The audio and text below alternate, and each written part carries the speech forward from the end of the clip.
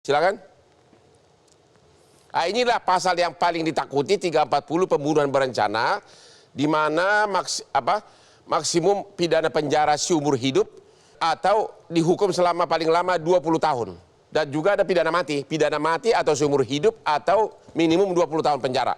Ini yang paling ditakutin ya dalam perkara ini, pasal 340 pembunuhan berencana. Nah, ini yang pembunuhan spontan, paling lama 15 tahun. Sambo dalam katanya sudah mengakui dia yang memerintahkan penembakan. Jadi hampir kemungkinan besar 338 sudah terbukti. Kalau yang lain adalah pasal penyertaan dan sebagainya.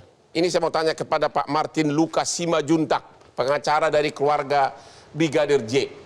Tadi Kepala Pusat Penerangan Kejaksaan Agung sudah mengatakan 340 akan diterapkan terhadap 5 orang, yaitu FS, PC, 2 ajudan sama Kuat. Oke. Dan beliau juga mengatakan, kenapa saya tanya perencanaannya itu di mana? Dia bilang sejak dari Magelang. Anda yakin 340 dan apa yang bikin Anda yakin 340? Peristiwa apa? Bukti apa yang mengatakan bahwa itu 340 terbukti? Sangat yakin. Yaitu apa? Yang pertama bahwa di tanggal 7 ya, ini terlepas dari motif ya. Karena motif itu masih debatable. Benar. Kami menyanggah semua motif-motif palsu ataupun yang diduga palsu ataupun sudah pasti palsu yang ikut dinarasikan oleh Komnas Perempuan dan Komnas HAM. Selagi belum terbukti kami bantah. Jadi sudah ada perencanaan dalam artian apa buktinya, ada keterangan saksi. Bilang apa saksinya? Saksinya bilang bahwa ada pembicaraan antara ibu atau Kuat Maruf kepada Ferdy Sambo yang pada saat itu di Jakarta. Ya. Nah, namun sayangnya jika premis yang digunakan adalah kekerasan seksual ataupun hubungan konsepsual ya, kenapa tidak dilaporkan ke polisi? Ini justru pada saat itu Ferdy Sambo mengatakan ya sudah kalian besok pulang. Tapi apakah ada dalam tadi kan mengatakan bahwa PC sama Kuat berbicara. Apakah ada dari hasil penyidikan pembicaraan nanti aja kita bantai di Jakarta? Nah, itu yang belum diungkap karena belum kan terungkap itu. Harusnya ada call data record. Ya.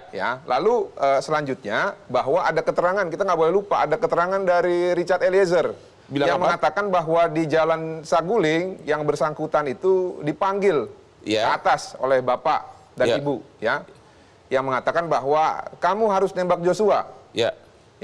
Dan itu juga disaksikan oleh Ricky Rizal. Itu ada di BAP, memang kita dengar begitu, ada kata-kata itu.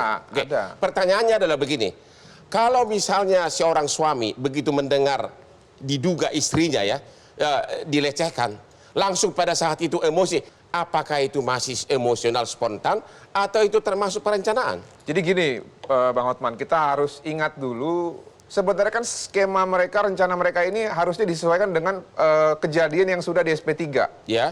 Jadi skena Ferdy Sambo dan kawan-kawan ini masih digunakan di dalam narasi yang lama, tapi sebenarnya ini untuk hal yang sudah di SP3 sebagai contoh. Jika memang Ferdy Sambo memerintahkan pada saat di Jalan Duren 3 itu benar memang Joshua melakukan tindakan kekerasan seksual dan memerintahkan Baradae untuk menembak, itulah yang disebut dengan perintah perintah dengan seketika.